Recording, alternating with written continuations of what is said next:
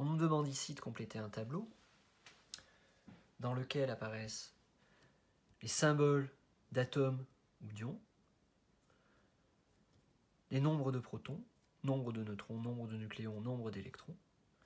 Et puis on se demandera si on a affaire à un atome, à un anion, à un cation, et on indiquera le nom de cet ion ou de cet atome. Commençons avec le premier, c'est bien une espèce chimique qui est neutre, ici c'est un atome, c'est l'atome de phosphore. Atome de phosphore. Il s'agit d'un atome qui possède 15 protons.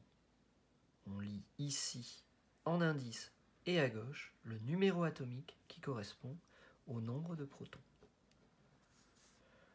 Le nombre de nucléons apparaît en exposant et à gauche. Ici, 31, c'est le nombre de nucléons.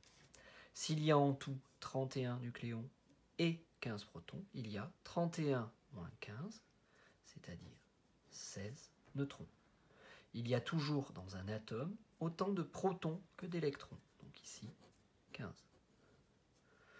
Même raisonnement avec l'ion sulfure maintenant. Il s'agit d'un anion. C'est un ion qui est chargé négativement. Le nombre de protons est toujours donné par le numéro atomique. C'est 16 ici. Le nombre 32 correspond au nombre de nucléons. 32 moins 16, il y a 16 neutrons. De la même façon, dans le noyau de l'ion sulfure. Attention au calcul du nombre d'électrons. S'il s'était agi de l'atome de soufre, il y aurait eu 16 électrons, autant que de protons. Ici, S2- veut dire que l'ion sulfure possède 2 électrons de plus par rapport à l'atome de soufre. Il en possède donc 18. L'ion chlorure a pour formule Cl-. Cette formule doit être connue. Le nombre de protons correspond au numéro atomique. Il doit être indiqué ici. Le nombre de nucléons à cet endroit-là.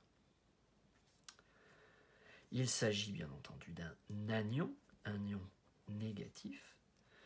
Le nombre d'électrons, même raisonnement. Ici, on a une charge négative, ce qui veut dire qu'on a un électron en plus par rapport au nombre de protons.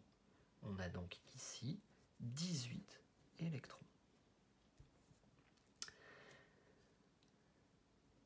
Pour le nombre de neutrons, eh bien, on soustrait les 35 nucléons et les 17 protons. On trouve donc 18 neutrons. Ag+, nous l'avons rencontré en TP, c'est l'ion-argent. L'ion-argent. Il s'agit ici d'une espèce chargée positivement qu'on appelle un cation. 47 protons dans le noyau d'un ion argent, 107 nucléons. 107 moins 47, 60 neutrons. Attention au nombre d'électrons.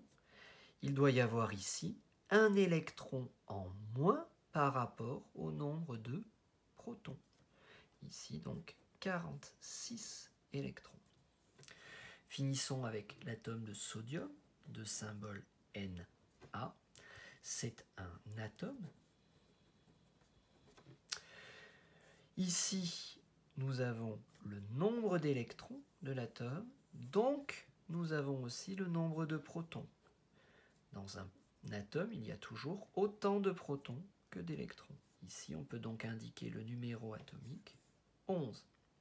Il y a 12 neutrons, 11 protons, donc en tout, 11 plus 12, 23 nucléons. Voilà la représentation symbolique de l'atome de sodium.